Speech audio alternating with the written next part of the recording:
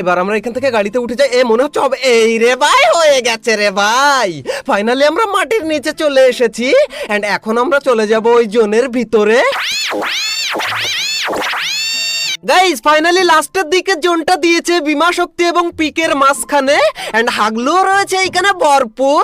And ওই ঘরের মধ্যে সেলুনের ঘরে ফাইট হয়। এন্ড হাগলুদেরকে আমি আগে টুনটুনি মারবো নিচ থেকে। ওই দেখো, হাগলু যে কোনো একটা তো ডাউন হবে, আর ডাউন হলেই ভাই কিল পেয়ে যাব আমি।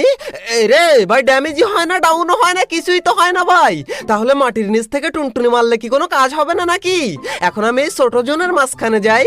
এন্ড ভাই লাস্টে বুইয়া আমরা না করে বের হব না। এন্ড ভাই আমাদের আইডি ব্যান হয়ে যাবে না তো? আর হাগলুরা মাটির নিচে এসে বুইয়া করতে চাইলে অবশ্যই কিন্তু আগে তোমাকে মোটামুটি 3000-এর মতো কয়েন জোগাড় করতে হবে, কারণ কয়েন দিয়ে আমরা এইগুলো ফটাফট কিনে নিলাম।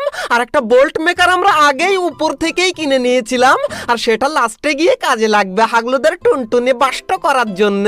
এন্ড ভাই আইডি ব্যানের যে বিষয়, এই নিচ থেকে আমরা যদি কোনো হাগলুকে ফায়ার করি গান দিয়ে, তাহলে হয়তো আমাদের আইডি ব্যান হয়ে যাবে।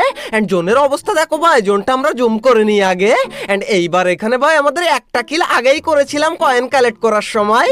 এন্ড জোনের অবস্থা দেখো ভাই, জোন